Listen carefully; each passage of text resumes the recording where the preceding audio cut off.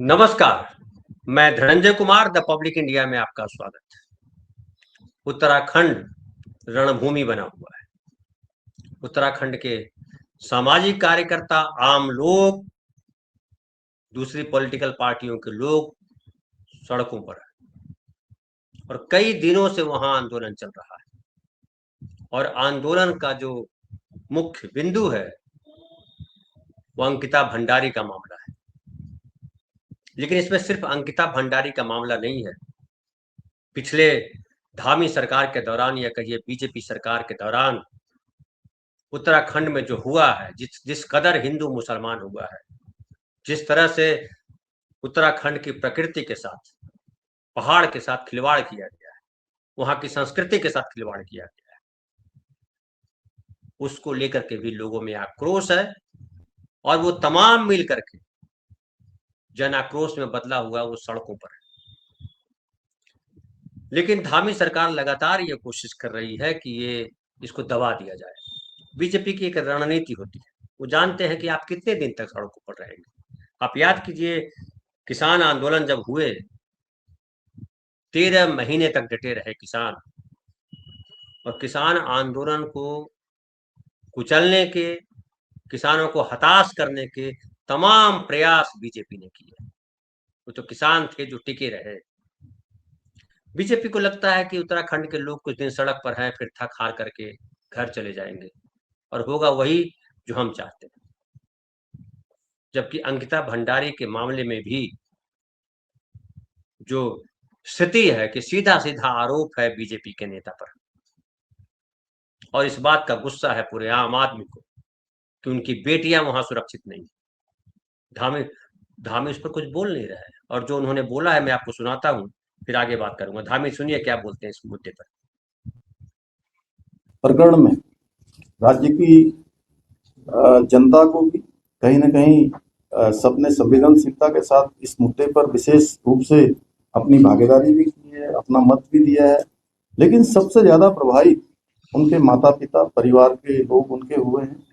मैं राज्य के मुख्य सेवक के रूप में उनकी माँ से, उनके पिता से बात करूंगा। बात करने के बाद कानूनी रूप से सभी चीजों का अध्ययन करने के बाद उनका जो भी हमारे लिए, जो भी वो अपनी बेटी के न्याय के लिए चाहते होंगे, हम उसको आगे बढ़ाएंगे। देखिए, इस मामले में ये जो कह रहे हैं कि अभी ये उनके माता पिता का सवाल है, अंकिता भंडारी के माता पिता प्रभावित है। मैं उनसे बात करूंगा प्रधान सेवक होने के नाते, मुख्य सेवक होने के नाते, और उसके बाद जो मुझे लगेगा वो हम उनके लिए करेंगे। ये क्या है? ये सीधा सीधा है कि वो अंकिता भंडारी के परिवार से मिलेंगे, उन पर दबाव बनाएंगे कि आप उनसे स्टेटमेंट लेंगे। इनका यही इतिहास है, भाजपाइयों का इतिहास यही है।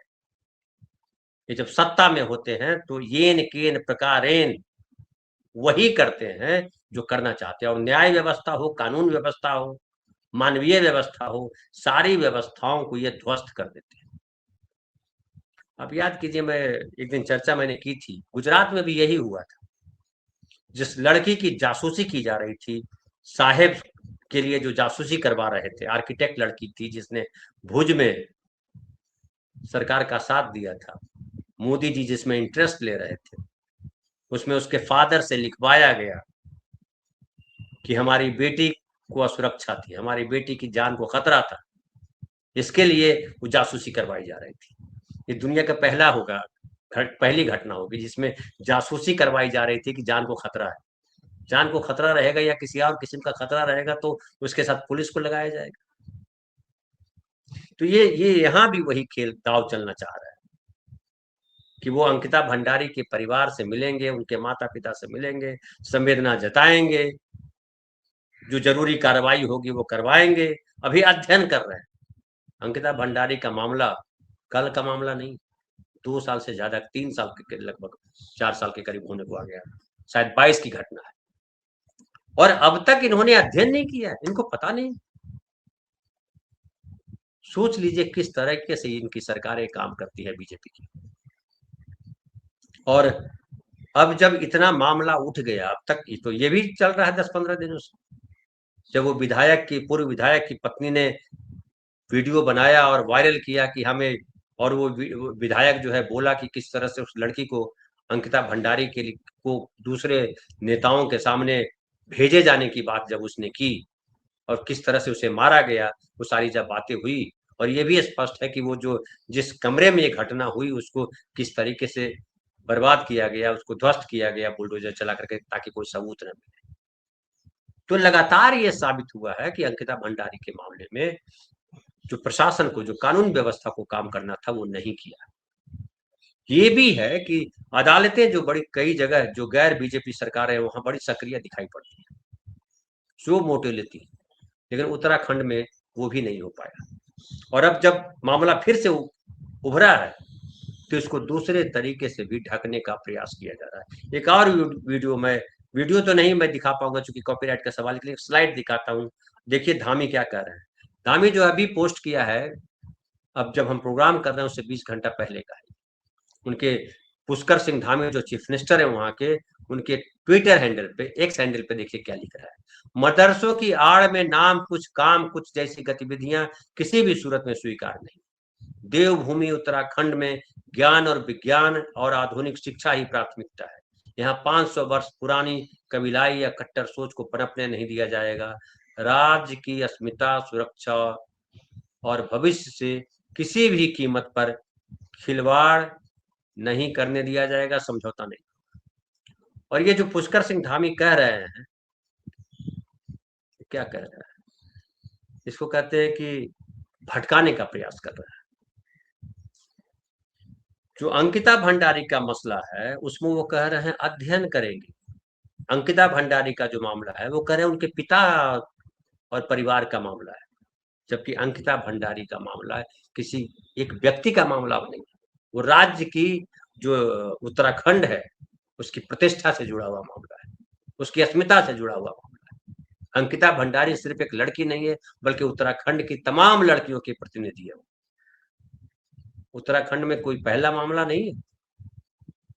और जिस तरीके से बीजेपी नेताओं के नाम आए हैं सामने, जिस तरह से बीजेपी के नेता इसमें शामिल बताए जाते, चाहे उसकी हत्या का मामला हो, चाहे उस पर सेक्स के लिए दबाव डालने का मामला हो, उन सब को ढकने का प्रयास कर रहे हैं और वो दूसरी दिशा में ले जा रहे हैं पूरे ये विषय को, और वो मदरसों पे ले जा रहा है, मतलब हिंदू मुसलमान को वापस ले जा रहा है, जबकि उत्तराखंड को मुसलमानों से कोई खतरा नहीं।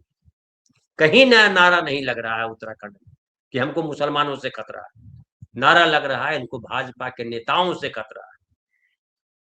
अब सवाल उठता है कि जो कर रहे हैं पुष्कर सिंह धामी, जो करने दे रहे हैं नरेंद्र मोदी, क्या वो उत्तराखंड के हित में है? एक और वीडियो में दिखाता हूं जिससे कांग्रेस नेता जो है गणेश गोदियाल, वो क्या कह रहे हैं वो जरा वो सुनिए। को भी मैं खुलेआम कहना चाहता हूं कि हर एक की नब्ज टटोली जा रही है कि कौन किसकी रगों में क्या बह रहा है और किसके दिमाग में क्या चल रहा है। आप लोग राजनीतिक नेताओं का हित साधने के लिए अपना जो उपयोग कर रहे हैं, ये निश्चित रूप में आप अपने लिए उचित नहीं कर रहे हैं। इस बात से एसआईटी नंबर 1 पर है हमारे टारगेट पे। एसआईटी के जो अधिकारी थे, क्या एसआईटी के उन अधिकारियों ने तत्कालीन डीएम पौड़ी के उस ट्वीट को देखा जिस ट्वीट में डीएम ने लिखा कि मुख्यमंत्री जी के आदेश पर वनंतरा रिजॉर्ट के उस कमरे को तोड़ा गया? क्या वो ट्वीट देखा एसआईटी ने? उस तत्कालीन डीएम को गवाही के लिए बुलाया और मुख्यमंत्री जी को गवाही के लिए बुलाया, जबकि एक डीएम ने, पुलिस ने, उत्तराखंड की मतलब पौड़ी की पुलिस ने ये लिखा उस समय, तो उनको बुलाया क्या? तो सवाल यह है कि ये पूरा मामला निश्चित रूप में जो लोगों का शक है कि भाई इसमें कोई ना कोई वीआईपी था, वो था। और आज दुष्यंत गौतम जी के एप्लीकेशन पर उत्तराखंड के लोगों को डराने का और धमकाने का काम ये सरकार कर रही है, पुलिस कर रही है। इसको हम बर्दाश्त नहीं करेंगे और हमारी अस्मिता से जुड़ा हुआ प्रश्न है, इससे कोई समझौता नहीं करेंगे। मैं धामी सरकार को सलाह देना चाहता हूं कि धामी सरकार तत्काल जो हमारी मांग है कि सुप्रीम कोर्ट के न्यायाधीश महोदय की देखरेख में कल इस जांच को, तो ये जो कह रहे हैं, ये जो बोल रहे हैं गणेश गोदियाल, ये कांग्रेस के नेता है, वहां के प्रदेश अध्यक्ष, और जो उन्होंने सवाल उठाया है कि क्या एसआईटी ने ये सारी जांच की है, क्या कोर्ट के सामने ये लाया गया है, तमाम चीजें। और ये केवल एक पॉलिटिकल मुद्दा अब नहीं है, जो पॉलिटिकल मुद्दे से कहीं आगे निकल चुका है। और इसमें साफ साफ दिख रहा है कि बीजेपी सरकार, धामी सरकार, इस मामले से पीछा छुड़ाना चाहती है। लेकिन क्या वहां की आवाम, वहां की जनता इस मुद्दे को छोटे तौर पर देख रही है? तो आप देखेंगे कि अगर आप सोशल मीडिया पे भी जाए, चूंकि चैनलों पे तो, गटर मीडिया पे तो ये सब दिखता नहीं है, हमारे संसाधन सीमित होते हैं कि हम अपने कैमरा मैन और वो सब लेकर के भेजे वहां, उतने हमारे पास नहीं संसाधन होते। लेकिन सोशल मीडिया पे 50 वीडियो चल रहे हैं जिसमें धामी सरकार को चैलेंज किया जा रहा है, जिसमें कहा जा रहा है कि इंसाफ दो। और ये केवल अंकिता भंडारी के साथ हुए घटनाक्रम का मामला नहीं है, वो एक है। उसके अलावा जिस तरह से विकास के नाम पर, पर्यटन को बढ़ावा देने के नाम पर, रोजगार को बढ़ावा देने के नाम पर, जिस तरह से वहां सड़कें बनाई जा रही है पहाड़ों को तोड़ करके, जिस तरह से वहां होटल्स बनाए जा रहे हैं, जिस तरह से पहाड़ों के पर्यावरण से खिलवाड़ किया जा रहा है, उन सब को लेकर के वहां के लोगों में आक्रोश है।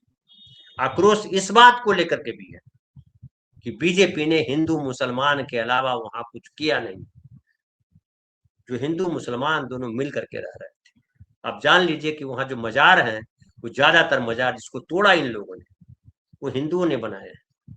क्योंकि जब उनकी मनौती पूरी होती है, उनकी मन्नत पूरी होती है, तो मजार बनाते हैं। बहुत कम प्रतिशत है मुसलमानों का, लेकिन ऐसी मान्यता है। और हमारे देश का ये खास जो है चरित्र है कि हमारे देश में जो लोग हैं, जो आम आदमी है, वो ईश्वर में भेद नहीं करता है। जहां से उसको राहत मिलती है उसको पूज देता है। वो चाहे पेड़ हो, चाहे पिंडी हो, चाहे मूर्ति हो, चाहे मजार हो, चाहे चर्च हो, जहां उसको सुकून मिलता है वो जाता है। यही भारत की असली संस्कृति है और यही संविधान में है, धर्मनिरपेक्षता। लेकिन ये बीजेपी सरकारें धर्मनिरपेक्षता के दुश्मन है, और केवल धर्मनिरपेक्षता के दुश्मन नहीं, भारत की संस्कृति की दुश्मन है। भारत की संस्कृति में एक ईश्वर नहीं है, जिसको जो मानना है। और ये कह रहे हैं, अब ये जान करके मदरसों का प्रकरण ला रहे हैं, उन तमाम मदरसों को बोल रहे हैं हम बंद करेंगे जिन मदरसों में, जो मदरसे इनके अनुसार न चले। तो स्कूलों को ही बंद करिए जहां प्रार्थना होगी। और आप कह रहे हैं कि मंदिर बनाएंगे, जो जो मदरसे हैं उसको स्कूल की जगह पे आप कह रहे हैं कि हम विद्या मंदिर बनाएंगे। क्यों बनाएंगे विद्या मंदिर? क्यों बनाएंगे? मस्जिद क्यों नहीं बनाएंगे? तो मस्जिद बनाना गलत है और मंदिर बनाना सही है, इसको कैसे जस्टिफाई करेंगे दामी जी? तो ये जो है, बीजेपी अपने एजेंडे से अभी भी हटने को तैयार नहीं। जांच की बात आएगी तो वो अभी अध्ययन करेंगे और व्यक्तिगत होंगे, और मदरसे की बात आएगी तो जांच बिना किए जो है आदेश पारित कर देंगे। और उत्तराखंड के लोग इस बार जो है न्याय से पीछे हटने को तैयार नहीं। और धामी सरकार भले बचने का प्रयास कर रही है, लेकिन जो जिस तरह से वहां प्रदर्शन हो रहा है, जिस तरह से वहां लोग डटे हुए हैं, पॉलिटिकल पार्टी के लोग केवल नहीं है, सामाजिक संस्थाओं के लोग हैं। मैं कई लोगों को जानता हूं जो वहां पे काम कर रहे हैं, और वो कह रहे हैं कि इस बार आर या पार की लड़ाई है और बीजेपी को सत्ता से हटना पड़ेगा। 2027 में वहां चुनाव होना है, लेकिन चुनाव अलग बात है। मूल है कि आप धर्म के अनुसार देश चलाएंगे या संविधान के अनुसार देश चलाएंगे, ये सबसे बड़ा सवाल है। और सवाल ये भी है कि जो उत्तराखंड को विकास के नाम पर, उसके पर्यावरण से, उसकी प्रकृति से, उसकी पहचान से जो खिलवाड़ किया जा रहा है, क्या वहां के लोग उसे बर्दाश्त करेंगे? बहरहाल बहुत बहुत धन्यवाद। फिर कल बात करेंगे किसी नए विषय पर।